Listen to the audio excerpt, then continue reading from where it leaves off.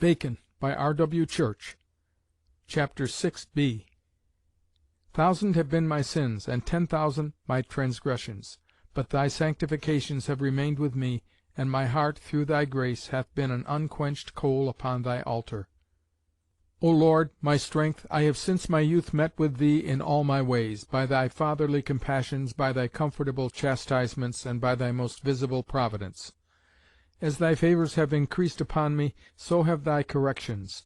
So as thou hast been alway near me, O Lord, and ever as my worldly blessings were exalted, so secret darts from thee have pierced me. And when I have ascended before men, I have descended in humiliation before thee. And now, when I thought most of peace and honour, thy hand is heavy upon me, and hath humbled me according to thy former loving kindness, keeping me still in thy fatherly school, not as a bastard, but as a child. Just are thy judgments upon me for my sins, which are more in number than the sands of the sea, but have no proportion to thy mercies. For what are the sands of the sea to the sea, earth, heavens? And all these are nothing to thy mercies. Besides my innumerable sins, I confess before thee that I am debtor to thee for the gracious talent of thy gifts and graces, which I have misspent in things for which I was least fit. So as I may truly say, my soul hath been a stranger in the course of my pilgrimage. Be merciful unto me, O Lord, for my Saviour's sake, and receive me into thy bosom, or guide me in thy ways. Bacon up to this time, strangely, if the committees were open courts, was entirely ignorant of the particulars of the charge which was accumulating against him. He had an interview with the King, which was duly reported to the House, and he placed his case before James, distinguishing between the 3 cases of bribery supposed in a judge, a corrupt bargain, carelessness in receiving a gift while the cause is going on, and what is innocent receiving a gift after it is ended. And he meant in such words as these to place himself at the King's disposal, and ask his direction. For my fortune, summa summarum, with me is that I may not be made altogether unprofitable to do your Majesty service or honour. If your Majesty continue me as I am, I hope I shall be a new man, and shall reform things out of feeling, more than another can do out of example. If I cast part of my burden, I shall be more strong and deliberate to bear the rest. And to tell your Majesty what my thoughts run upon, I think of writing a story of England, and of recompiling your laws into a better digest. The King referred him to the House, and the House now, April 19th, prepared to gather up into one brief the charges against the Lord Chancellor, still, however, continuing open to receive fresh complaints.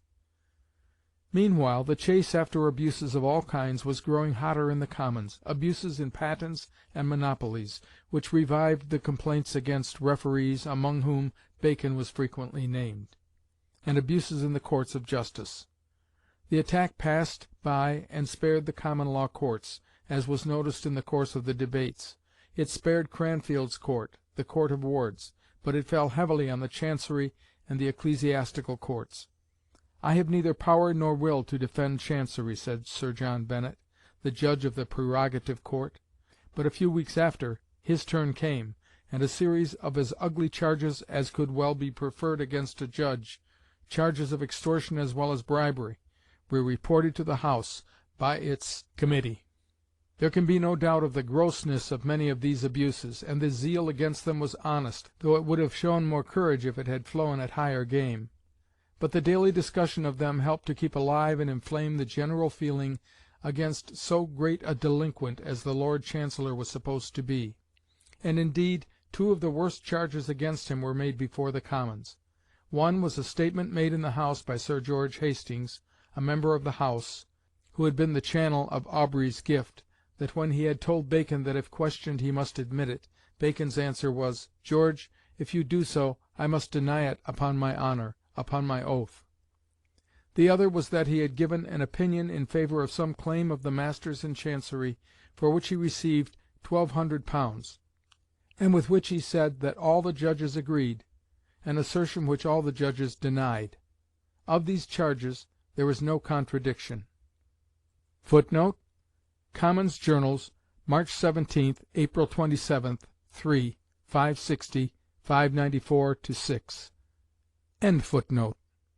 Bacon made one more appeal to the King, April 21st. He hoped that by resigning the seal he might be spared the sentence. But now, if not per omnipotentiam, as the divines speak, but per potestatem suaviter disponentem, your Majesty will graciously save me from a sentence with the good liking of the House, and that cup may pass from me. It is the utmost of my desires. This I move with the more belief, because I assure myself that if it be reformation that is sought, the very taking away the seal, upon my general submission, will be as much an example for these 400 years as any further severity. At length, informally but for the first time distinctly, the full nature of the accusation, with its overwhelming list of cases, came to Bacon's knowledge, April 20th or 21st. From the single charge, made in the middle of March, it had swelled in force and volume like a rising mountain torrent. That all these charges should have sprung out of the ground from their long concealment is strange enough. How is it that nothing was heard of them when the things happened? And what is equally strange is that these charges were substantially true and undeniable. That this great Lord Chancellor, so admirable in his despatch of business, hitherto so little complained of for wrong or unfair decisions, had been in the habit of receiving large sums of money from suitors, in some cases certainly while the suit was pending. And further, while receiving them, while perfectly aware of the evil of receiving gifts on the seat of judgment, while emphatically warning inferior judges against yielding to the temptation, he seems really to have continued unconscious of any wrong-doing, while gift after gift was offered and accepted. But nothing is so strange as the way in which Bacon met the charges. Tremendous as the accusation was, he made not the slightest fight about it. Up to this time he had held himself innocent. Now, overwhelmed and stunned, he made no attempt at defence. He threw up the game without a struggle, and volunteered an absolute and unreserved confession of his guilt. That is to say, he declined to stand his trial. Only he made an earnest application to the House of Lords, in proceeding to sentence, to be content with a general admission of guilt, and to spare him the humiliation of confessing the separate facts of alleged bribery, which were contained in the 28 articles of his accusation. This submission, grounded only on rumour, for the articles of charge had not yet been communicated to him by the accusers, took the House by surprise. No lord spoke to it after it had been read for a long time.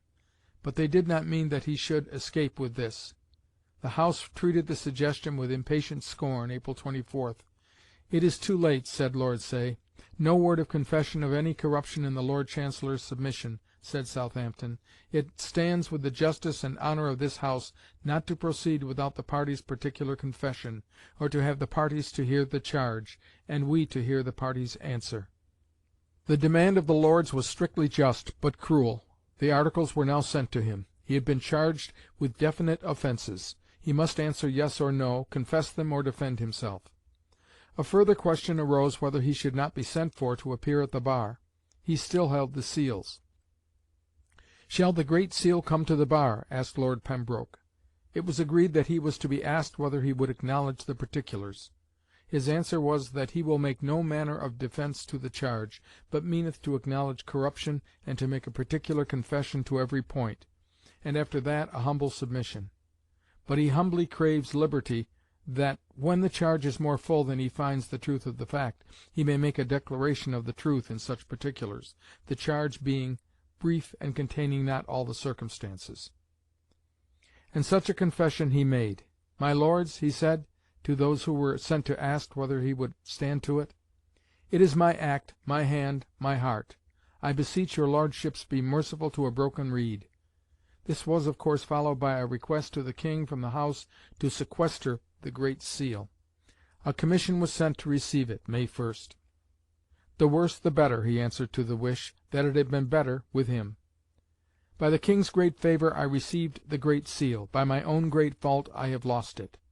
They intended him now to come to the bar to receive his sentence. But he was too ill to leave his bed. They did not push this point farther, but proceeded to settle the sentence, May 3rd. He had asked for mercy, but he did not get it. There were men who talked of every extremity short of death. Coke, indeed, in the Commons, from his store of precedents, had cited cases where judges had been hanged for bribery. But the Lords would not hear of this. "His offence is foul," said Lord Arundel, "his confession pitiful, life not to be touched." But Southampton, whom 20 years before he had helped to involve in Essex's ruin, urged that he should be degraded from the peerage, and asked whether at any rate "he whom this House thinks unfit to be a constable shall come to the Parliament." He was fined £40,000. He was to be imprisoned in the Tower during the King's pleasure.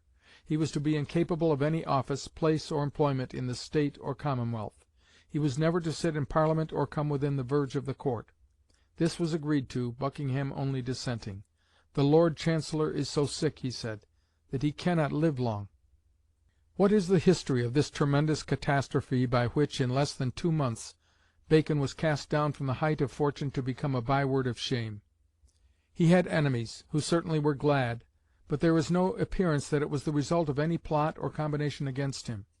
He was involved, accidentally it may be almost said, in the burst of anger excited by the intolerable dealings of others.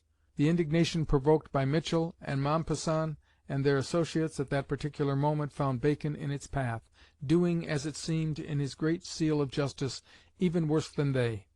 And when he threw up all attempt at defence, and his judges had his hand to an unreserved confession of corruption, both generally and in the long list of cases alleged against him, it is not wonderful that they came to the conclusion, as the rest of the world did, that he was as bad as the accusation painted him.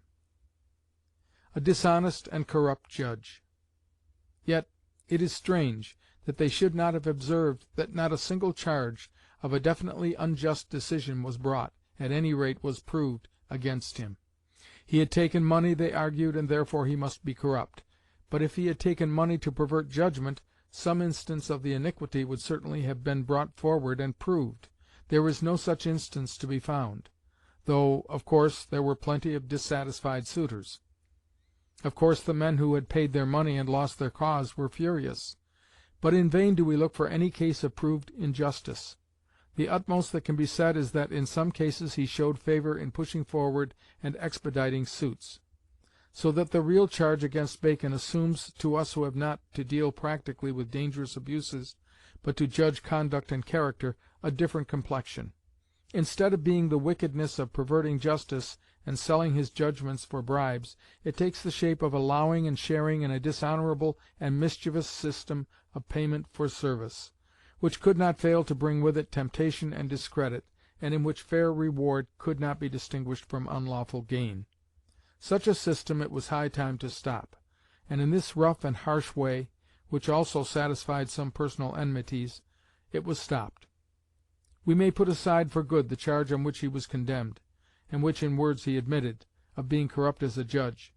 His real fault, and it was a great one, was that he did not in time open his eyes to the wrongness and evil, patent to every one, and to himself as soon as pointed out, of the traditional fashion in his court of eking out by irregular gifts the salary of such an office as his. Thus Bacon was condemned both to suffering and to dishonour, and, as has been observed, condemned without a trial. But it must also be observed that it was entirely owing to his own act that he had not a trial, and with a trial the opportunity of cross-examining witnesses, and of explaining openly the matters urged against him. The proceedings in the Lords were preliminary to the trial. When the time came, Bacon, of his own choice, stopped them from going farther, by his confession and submission. Considering the view which he claimed to take of his own case, his behaviour was wanting in courage and spirit. From the moment that the attack on him shifted from a charge of authorizing illegal monopolies to a charge of personal corruption, he never fairly met his accusers. The distress and anxiety no doubt broke down his health, and twice, when he was called upon to be in his place in the House of Lords, he was obliged to excuse himself on the ground that he was too ill to leave his bed. But between the time of the first charge and his condemnation 7 weeks elapsed, and though he was able to go down to Gorhambury, he never in that time showed himself in the House of Lords.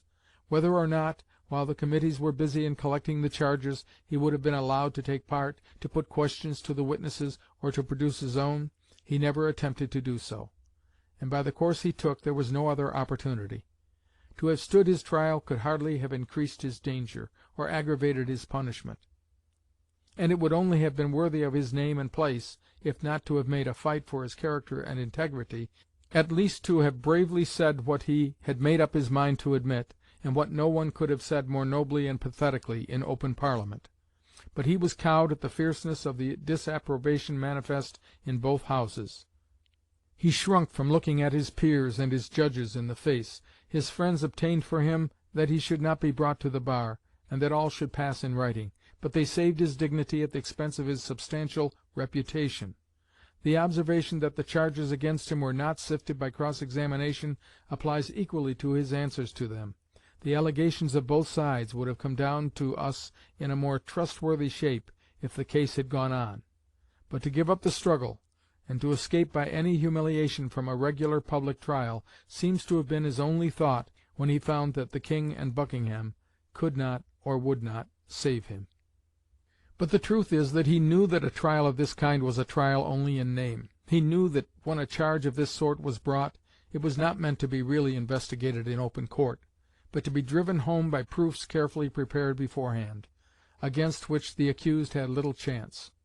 He knew, too, that in those days to resist in earnest an accusation was apt to be taken as an insult to the court which entertained it, and further, for the prosecutor to accept a submission and confession without pushing to the formality of a public trial, and therefore a public exposure, was a favour.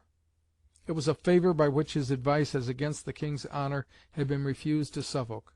It was a favour which, in a much lighter charge, had by his advice been refused to his colleague Yelverton only a few months before, when Bacon, in sentencing him, took occasion to expatiate on the heinous guilt of misprisions or mistakes in men in high places.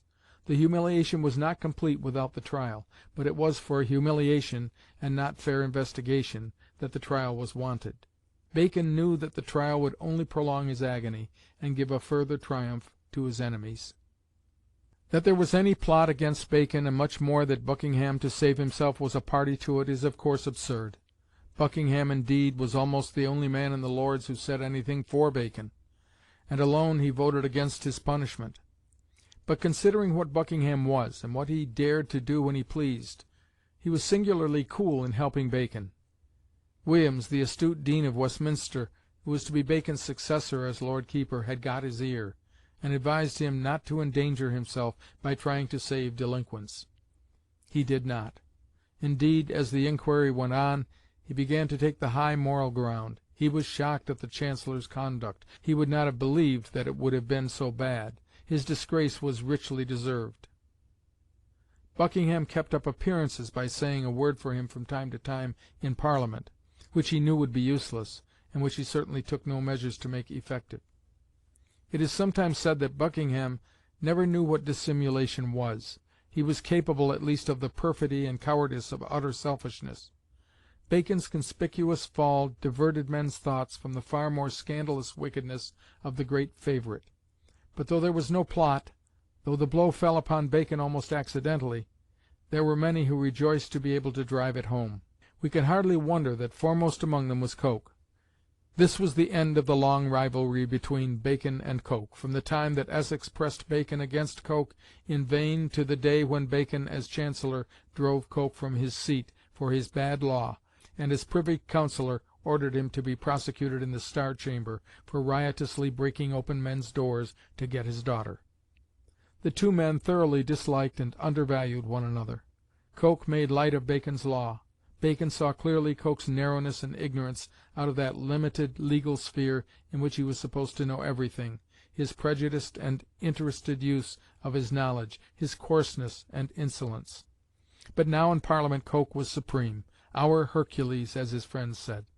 He posed as the enemy of all abuses and corruption. He brought his unrivalled, though not always accurate, knowledge of law and history to the service of the committees, and took care that the Chancellor's name should not be forgotten when it could be connected with some bad business of patent or chancery of use. It was the great revenge of the common law on the encroaching and insulting Chancery which had now proved so foul, and he could not resist the opportunity of marking the revenge of professional knowledge over Bacon's airs of philosophical superiority. To restore things to their original was his sneer in Parliament. This instauratio magna, instaurare pares, Instura leges justitiamque prius. Footnote: Commons Journals, 3, 578. In his copy of the Novum Organum received ex dono auctoris, Coke wrote the same words. End footnote. The charge of corruption was as completely a surprise to Bacon as it was to the rest of the world, and yet, as soon as the blot was hit, he saw in a moment that his position was hopeless. He knew that he had been doing wrong, though all the time he had never apparently given it a thought, and he insisted, what there is every reason to believe, that no present had induced him to give an unjust decision. It was the power of custom over a character naturally and by habit too pliant to circumstances. Custom made him insensible to the evil of receiving recommendations from Buckingham in favour of suitors. Custom made him insensible to the evil of what it seems every one took for granted, receiving gifts from suitors. In the court of James I, the atmosphere which a man in office breathed was loaded with the taint of gifts and bribes. Presents were as much the rule, as indispensable for those who hoped to get on, as they are now in Turkey.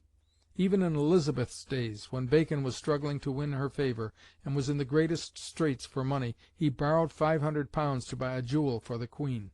When he was James's servant, the giving of gifts became a necessity.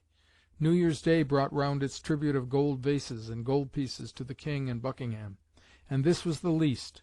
Money was raised by the sale of officers and titles. For £20,000, having previously offered £10,000 in vain, the Chief Justice of England, Montague, became the Lord Mandeville and Treasurer. The bribe was sometimes disguised. A man became a Privy Councillor like Cranfield, or a Chief Justice like Leigh, afterwards the good Earl, unstained with gold or fee, of Milton's sonnet, by marrying a cousin or a niece of Buckingham. When Bacon was made a peer, he had also given him the making of a baron, that is to say, he might raise money by bargaining with some one who wanted a peerage. When, however, later on, he asked Buckingham for a repetition of the favour, Buckingham gave him a lecture on the impropriety of prodigality, which should make it seem that while the King was asking money of Parliament with one hand, he was giving with the other.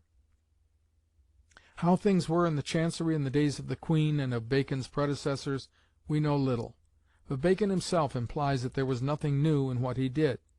"All my lawyers," said James, "are so bred and nursed in corruption that they cannot leave it."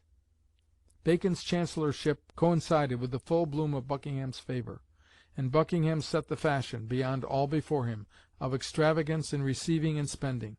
Encompassed by such assumptions and such customs, Bacon administered the Chancery. Suitors did there what people did everywhere else. They acknowledged by a present the trouble they gave, or the benefit they gained. It may be that Bacon's known difficulties about money, his expensive ways and love of pomp, his easiness of nature, his lax discipline over his servants, encouraged this profuseness of giving.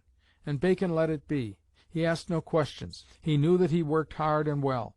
He knew that it could go on without affecting his purpose to do justice from the greatest to the groom. A stronger character, a keener conscience would have faced the question, not only whether he was not setting the most ruinous of precedents, but whether any man could be so sure of himself as to go on dealing justly with gifts in his hands. But Bacon, who never dared to face the question, what James was, what Buckingham was, let himself be spellbound by custom. He knew in the abstract that judges ought to have nothing to do with gifts, and had said so impressively in his charges to them.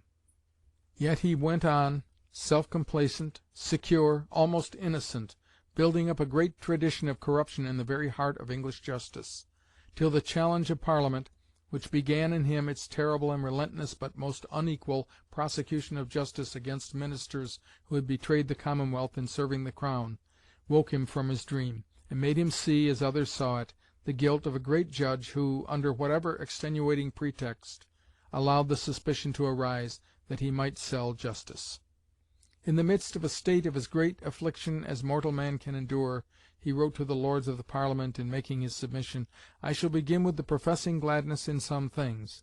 The first is that hereafter the greatness of a judge or magistrate shall be no sanctuary or protection of guiltiness, which is the beginning of a golden world. The next, that after this example it is like that judges will fly from anything that is in the likeness of corruption as from a serpent." Bacon's own judgment on himself, deliberately repeated, is characteristic, and probably comes near the truth. Howsoever, I acknowledge the sentence just and, for reformation's sake, fit. He writes to Buckingham from the Tower, where, for form's sake, he was imprisoned for a few miserable days, he yet had been the justest Chancellor that hath been in the 5 changes that have been since Sir Nicholas Bacon's time. He repeated the same thing yet more deliberately in later times. I was the justest judge that was in England these 50 years, but it was the justest censure in Parliament that was these 200 years. He might have gone on to add the wisest counsellor, and yet none on whom rested heavier blame, none of whom England might more justly complain. Good counsels given, submissive acquiescence in the worst, this is the history of his statesmanship. Bacon, whose eye was everywhere, was not sparing of his counsels. On all the great questions of the time he has left behind abundant evidence, not only of what he thought, but of what he advised. And in every case these memorials are marked with the insight, the independence, the breadth of view, and the moderation of a mind which is bent on truth.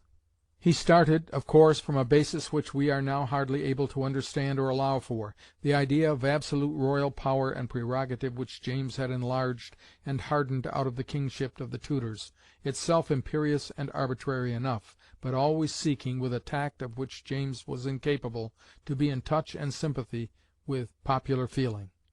But it was a basis which in principle every one of any account as yet held or professed to hold, and which Bacon himself held on grounds of philosophy and reason.